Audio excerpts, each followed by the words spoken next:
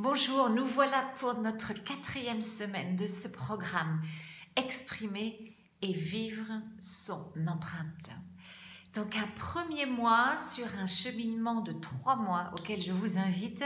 Et ce premier mois était vraiment consacré à l'introspection personnelle. Qui est ce moi et les composantes essentielles de ce moi que nous sommes et que nous voulons aussi développer et que nous amenons à qui est en fait partie intégrante de cette empreinte.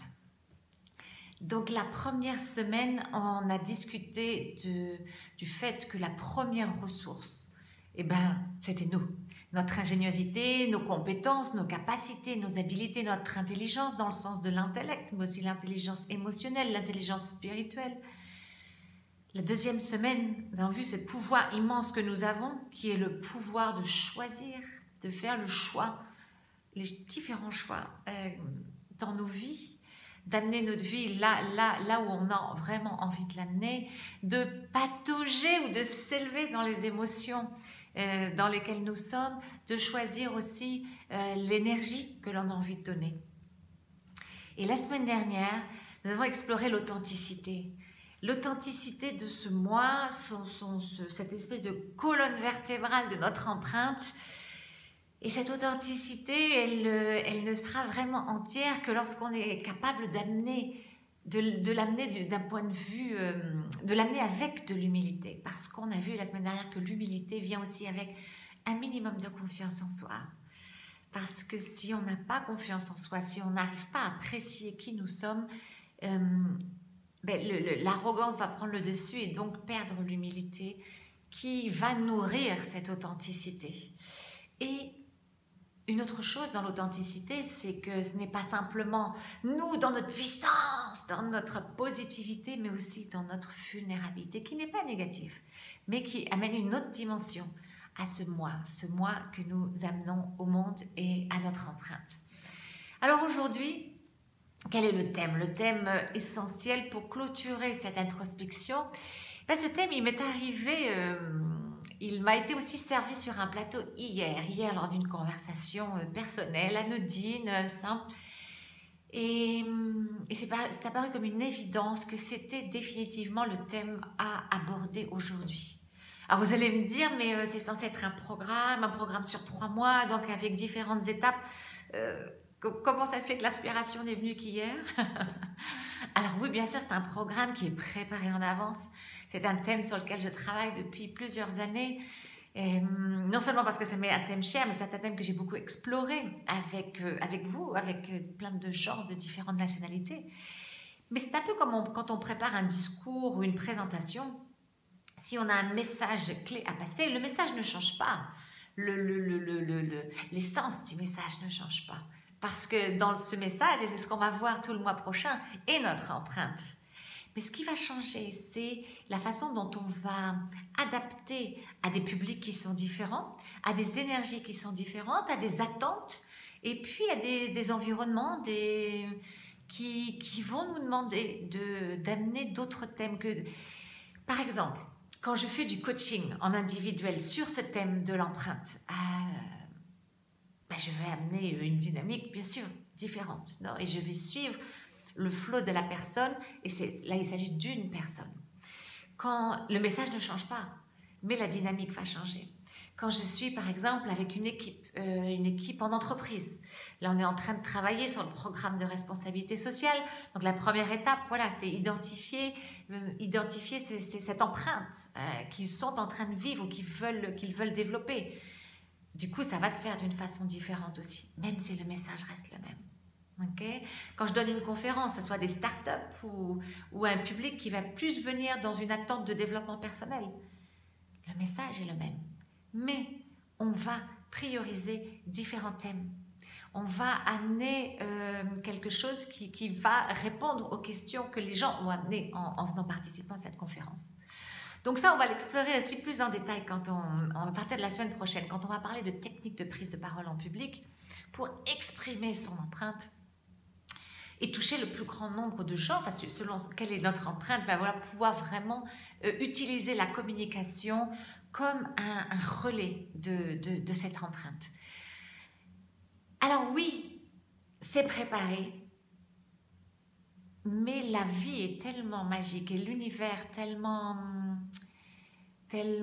conspirateur. C'est Paulo Coelho qui disait l'univers conspire toujours pour nous amener ce dont on a besoin, qui nous amène non seulement les personnes les personnes qui vont nous appuyer, mais les personnes qui vont nous donner des indices, les intuitions qui vont nous être utiles. Vous m'écoutez de partout dans le monde. C'est pour ça que le mardi c'est en anglais, le mercredi en français, le vendredi en espagnol. Même la partie en français, c'est pas que des gens de France, des gens qui sont francophones et qui vivent partout dans le monde. Il y a des gens d'Afrique, des gens du Québec. Donc voilà, une variété de contextes, une variété d'attentes. Alors bien sûr, ça, on ne peut pas répondre à tout, mais du coup, il faut être ouvert. Et ça marche aussi pour notre empreinte, à être clair sur ce que l'on veut amener et être ouvert à ce qui se passe autour pour l'intégrer. Alors, je me fais aussi aider de vos commentaires et de vos messages privés que vous m'envoyez qui me donnent des indications sur ce dont vous avez besoin, sur ce que vous demandez.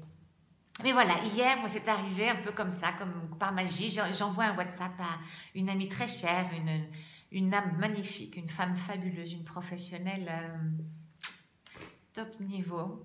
Voilà, j'ai la chance qu'on soit amis et j'envoie un petit WhatsApp pour savoir comment ça allait. Ça faisait longtemps qu'on ne s'était pas parlé. Et puis elle me répond, adora, et elle me met un petit message négatif envers elle-même. Et donc, je lui dis, il va falloir reformuler tout ça. Je ne veux pas que tu écrives ces choses sur toi. C'était anodin, mais c'était, négatif. Et là, c'était pas si anodin ça pour moi, parce que à chaque fois que je lis, ou que je m'entends même moi, faire des commentaires ou penser des choses sur moi qui sont négatives, j'ai cette petite alarme qui résonne et qui dit, non, ça c'est pas la bonne direction. Et quand j'ai réagi par rapport à ce commentaire, je me suis dit, c'est ça que je veux amener dans cette 4e composante de l'introspection personnelle. Pourquoi ? Parce que ce que l'on dit de soi, que ça soit à d'autres, ce qu'on écrit, alors c'est souvent sous le ton de la plaisanterie, non, je plaisante, oui, mais c'est quand même dit. Est-ce que vous diriez ça à quelqu'un d'autre ? Vous vous exposerez à une réaction. Alors pourquoi on se le dit ? Et généralement, ça vient parce que ça fait déjà quelque temps que ça marine là et qu'on l'a pensé plus d'une fois. Alors, je cherche le mot en français. Je ne sais pas s'il y a une expression comme les Anglais. Les Anglais disent le self-talk. Alors, si vous connaissez la façon de le dire en français de façon concise, comme ça, très, très expressive, merci de me le mettre en commentaire. Là, je sèche un petit peu. J'ai cherché, mais je n'ai pas trouvé le mot qui me convienne. Donc, je suis vraiment ouverte à vos connaissances de la langue française à ce sujet-là. Donc, voilà, ce self-talk, ce que l'on dit de soi, ce que l'on se dit à soi-même. D'où il vient? Il vient pas d'une place de grande appréciation, parce que s'il venait de l'appréciation, il serait beaucoup plus positif. Donc, d'où elle vient, cette négativité?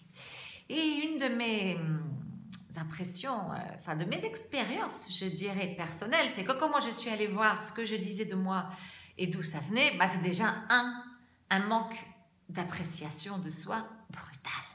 Ok? Alors, l'avantage, c'est que l'appréciation de soi, c'est très facile à travailler. Alors, ça ne veut pas dire qu'une fois qu'on sent qu'on est arrivé à un certain niveau d'appréciation de soi, qu'il ne faut pas maintenir toujours la petite alarme. Hein.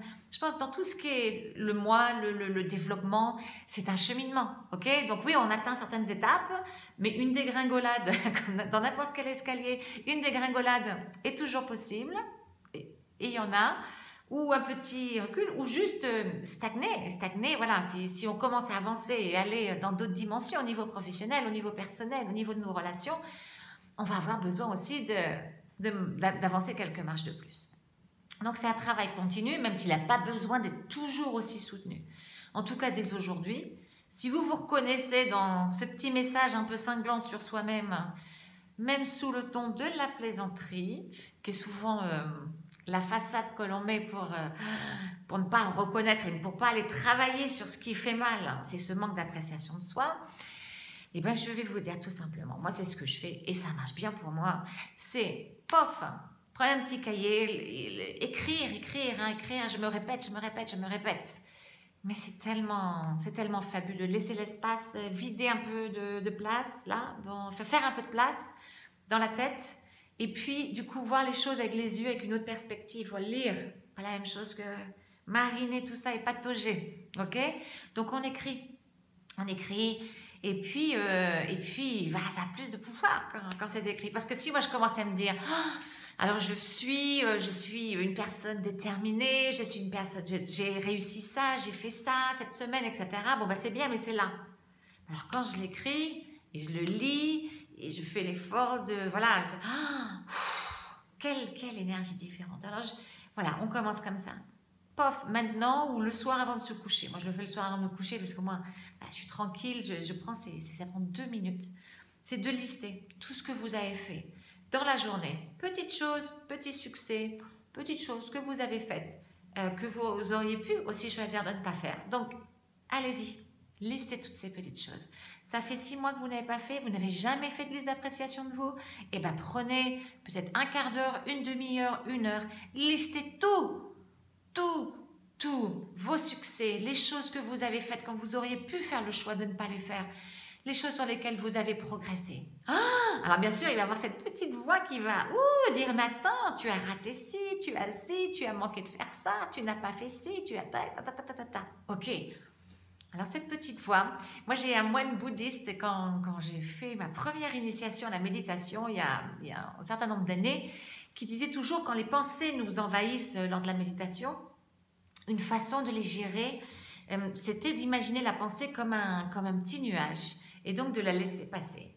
Et c'est un peu comme ça, quand j'ai des pensées qui viennent, qui me perturbent dans mon intention, par exemple de méditer ou d'écrire sur quelque chose de positif, puis je vais avoir le négatif qui va venir, je dis ok, je ne la rejette pas, parce que du coup le focus va aller là-dessus, mais je la mets de côté comme un petit nuage qui ferait son chemin en me disant ok, je viendrai vers toi tout à l'heure. Ok? Donc là, on va vraiment regarder toutes les choses faites, réalisées. Et après, on se prend un petit temps, on le lit et on se félicite. Donc, soit on se prend un petit cappuccino et pourquoi pas, si c'est quelque chose sur lequel il faut marquer le coup, si jamais on a pris le temps de se féliciter, de célébrer tout ce qu'on a fait, malgré les circonstances, malgré les peines, malgré les pleurs, malgré les obstacles. Si on prenait ce temps-là, et bien un petit cadeau. Ça n'a pas besoin que ça soit une grosse fortune. Une petite montre, un petit cappuccino dans votre café préféré, une petite chose qui marque le fait je me félicite. Voilà. C'est déjà ça, là, on construit quelque chose. Ah ben oui, mais on a aussi envie de grandir, on a aussi envie de voir sur quoi j'ai raté parce que l'échec, on dit souvent l'échec est notre meilleur ami. Alors moi je dis oui, l'échec est notre meilleur ami, mais n'en faisons pas notre partenaire de vie. donc l'échec, en quoi il est notre meilleur ami? Parce que l'échec, il va apparaître là où on en a besoin. Quand on a besoin de grandir, on a besoin d'apprendre quelque chose. Mais si on se met à écrire, voilà, tous mes échecs, etc., qu'est-ce qu'on va faire? On va se mettre ou à pleurer, ou à se sentir dans une énergie épouvantable. Ce n'est pas l'échec en soi qui est notre meilleur ami. C'est le jus, l'or, le diamant qu'on va sortir de cet échec. Donc, quel est l'apprentissage? Quelle est la chose que je vais transformer? Comment j'ai grandi là, quand j'ai échoué, quand j'ai raté, quand je me suis... Wow. Ok? J'ai mon mentor, je fais partie d'un mastermind américain et ce mentor, Rock Thomas, il dit toujours de se poser la question « What is great about this ?» Qu'est-ce qui est formidable dans cette situation d'échec, ce drame, ce désastre? Et c'est vrai qu'on la trouve toujours. Donc bien sûr, l'échec, si le souvenir de cet échec est encore très poignant, très insupportable, comme d'habitude, on accepte l'émotion, on la regarde, on compatit avec ce qu'on a vécu et avec le sentiment qu'on a eu, et hop, on va shifter cette énergie dans quelque chose qui nous sert, qui nous est utile pour construire. Ok, qu'est-ce qui est formidable? Qu'est-ce que j'apprends? Moi, j'aime bien me poser la question, qu'est-ce que je vais faire de différemment? Ok? D'accord? Donc ça, c'est l'appréciation. C'est simple, non? Et ça marche. Vous allez voir, vous direz que la première fois qu'on le fait. Alors, c'est pas parce que ça, ouf, le lendemain, on se sent un peu quand on fait la méditation. On a fait une méditation, ça, ouh, donc on se dit, tiens, un mois, et puis quand on recommence la prochaine méditation, ça fait un mois qu'on brasse émotions négatives, idées noires, etc. Et ça peut recommencer à zéro. Donc, allez-y. Si vous voyez que vous avez vraiment besoin de booster cette appréciation de vous, allez-y. Tous les soirs, tous les soirs, tous les soirs, tous les soirs. Et puis, vous le verrez. C'est pas le jour où vous en avez marre. C'est le jour où voilà, vous sentez que vos épaules, elles sont plus ouvertes, votre sourire il est plus évident et vous y croyez à votre projet, vous y croyez à votre empreinte et vous parlez, vous vous exprimez, vous osez différemment. Là, c'est parce que vous avez commencé à construire. Puis ce qui sort de votre bouche à propos de vous ou ce qui marine dans votre tête à propos de vous, a shifté. Ok? Ça ne veut pas dire qu'on arrête de le faire, on n'est pas obligé de le faire au niveau quotidien, mais alors quand vous prenez vos objectifs, pof, vous avez des objectifs pour un mois, objectifs pour une semaine, et bien à la fin de la semaine, à la fin du mois, on fait le bilan. On commence par ce qu'on a réussi, ce qu'on a fait, ce qu'on a à moitié engagé, etc.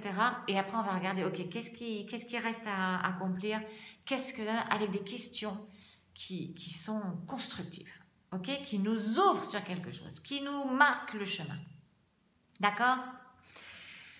Une autre partie de ce self-talk et que j'ai découvert, qui m'a été aussi servi sur un plateau, mais un plateau un petit peu plus douloureux, parce que des fois l'univers nous envoie quelques douleurs quand on est un petit peu résistant à apprendre ses leçons. Donc, l'année dernière, attendez, laissez-moi commencer par le fait que depuis que je suis enfant, j'ai une confiance en moi que je croyais absolument indestructible. C'était quelque chose, c'était vraiment, je dirais, presque d'inné. Après, la confiance en soi, elle se travaille, etc. Mais il y a quand même quelque chose, un instinct en moi de confiance que c'est possible, que j'y vais, malgré les circonstances, malgré ceci, qui m'a toujours fait avancer. Et du coup, ça faisait tellement partie de moi que voilà. Bon, je la croyais indestructible, puis j'y pensais même pas. C'était moi, enfin c'est moi. Elle fait partie de mon identité, c'est sûr. Mais elle me faisait croire aussi, cette confiance en moi, qu'en fait j'avais une très bonne appréciation de moi et j'avais beaucoup, je m'aimais en fait. Voilà. Et un jour, après quelques années de moi, de certaines circonstances personnelles et professionnelles, parce que c'est toujours tout en même temps, ça serait dommage de ne pas avoir le package complet. Donc, ces circonstances, un jour, je me réveille et ma confiance en moi, elle gisait devant moi, là, comme un cadavre ensanglanté. Et elle était là, morte. Et alors, je me suis dit, mais déjà, qui je suis sans elle? Et puis, qu'est-ce que je fais? Alors, je vais m'apprécier, dire pour la rebooster, parce qu'une des grosses composantes de la confiance en soi, c'est cette appréciation de soi. Non, c'est ça, c'est une partie de l'essence qu'on donne à la confiance en soi pour s'activer, c'est l'appréciation de soi. Donc, je vais voir l'appréciation. Bon, c'était pas génial, mais c'était pas terrible. Et puis, comme je vous ai dit, c'est très facile à remettre à flot. Ça va assez vite. Ok, tout. Après, l'autre composante est qu'on va travailler, nous, ce 3e mois, dans la construction de notre empreinte. Enfin, au moins vraiment le design de notre empreinte, le dessin de notre empreinte. On va vraiment rentrer dans tout ce qui est l'action. Et alors moi, l'action, c'est assez facile aussi. Mais bon, il y a des moments comme tout le monde, je veux dire, on a du mal à prendre cette décision d'y aller, mais bon, une fois que j'y vais, pof, je suis enclenchée. Ok, appréciation, composante importante de la confiance en soi. Ok, action, très bien, ça c'est paf. Donc ça, on y va. Et puis il y avait comme s'il manquait un des moteurs. Et puis, je le regarde, et puis avec, de nouveau, la magie de l'univers, le mastermind que je suis en train de faire, les vidéos que j'écoute, de développement personnel, etc. Il y a une petite lanterne qui s'allume, et ça s'appelle l'amour de soi. L'amour de soi. Bon, on va travailler l'amour de soi. Alors j'ai commencé à travailler l'amour de moi. Je me dis, ouf, oui, l'amour de moi, c'est pas génial là. Bon, on va y aller. Alors, je me disais, je m'aime parce que je suis ça, parce que je fais ça, parce que. Jusqu'au jour où je me suis rendu compte, mais horrifiée, que j'étais en train de me dire que je m'aimais parce que je faisais des choses qui étaient bien, parce que je donnais des choses, parce que je disais des choses qui étaient bien. Mais qu'est-ce que ça s'appelle de l'amour quand c'est conditionnel comme ça? Est-ce que vous aimez? Est-ce qu'on aime? Enfin, je me suis posé la question, mais est-ce que tu aimes tes enfants parce que ceci, parce qu'ils font, parce qu'ils disent? Non! Quelle horreur! Rien que la pensée de ça, provoque de l'urticaire, des boutons, des envies de vomir. C'est immonde. Immonde. Et je me dis, moi, je m'aime parce que... Non. Moi, je m'aime parce que je suis. Point final. Point final. Et je m'aime même quand je n'aime pas ce que je dis. Même quand je n'aime pas ce que je fais. Même quand je n'aime pas ce que j'ai dit ou ce que je dis. Point final. Ça, c'est l'amour. Et si on n'est pas capable de se le donner à soi, à qui on va donner de l'amour inconditionnel?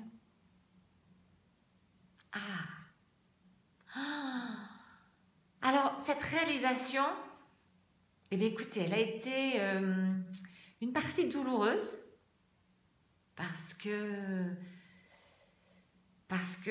ouf, ça touche de se dire je ne me suis jamais aimée, j'ai jamais pris le temps de m'aimer. Ça m'a fait mal de penser que j'ai eu mal pour moi de me dire mais quel monstre tu es de t'aimer avec tant de conditions. Et en même temps, c'est c'est un bonheur de se dire, ça y est, j'ai le droit de m'aimer, quoi. Je m'aime. Alors, la bonne nouvelle, écoutez, franchement, c'est facile. Parce que du coup, si on s'enlève toutes les conditions qu'on s'était mises pour s'aimer, eh bien, c'est facile. Parce que... Alors, comment on fait? Enfin, comment je fais, moi? C'est simple. Depuis ce jour-là, je me répète, je m'aime, je m'aime. Alors... Vous n'allez pas avoir l'impression que dans vos cellules et dans votre conscient, votre inconscient, vous êtes convaincu immédiatement. Non, il faut pas. C'est plus difficile que l'appréciation parce que ça vient d'une place beaucoup plus profonde et il y a certainement plein de choses qui expliquent ce manque d'amour. Ok? Et plein de choses qui sont peut-être plus douloureuses, plus ancrées, plus enracinées. Mais on s'en moque. On va pas les... on va y aller. Tous les jours, on va s'aimer. Tous les moments, on va s'aimer. Alors, comment moi je fais? Ben, je répète. Ah ben, je m'aime. Je m'aime. Alors, comment vous exprimez aux autres votre amour? À vos enfants? Qu'est-ce que vous faites avec vos enfants? Vous leur faites des câlins? Vous leur faites des petits plats? Vous allez les envelopper dans la petite couverture parce qu'il fait froid? Vous allez vous assurer que ceci, vous ça? Et bien, vous faites la liste de toutes les choses que vous faites pour exprimer votre amour à d'autres, à votre chéri, à vos enfants, aux personnes que vous aimez, à vos amis. Vous allez écrire toutes ces choses, puis vous allez voir que 99,9% des choses, vous pouvez vous les faire à vous-même. Eh bien, faites-le. Allez, on y va. Au boulot. Je m'aime, je m'aime, je m'aime. Et ça, c'est le moteur de votre empreinte. C'est le moteur de tout ce que vous êtes. Parce qu'à partir du moment où vous allez rebooster cet amour ou même le révéler, vous allez reconstruire cette appréciation ou la remplir encore plus, non? On va se mettre en action au niveau de la confiance. Pouf! On est dans notre puissance. Plus rien ne va pouvoir nous arrêter. Et cette empreinte, on va l'exprimer. Et on va la vivre 100%. Je m'aime, je m'aime, je m'aime. Que cela soit votre motto chaque jour, dès aujourd'hui et jusqu'à la fin.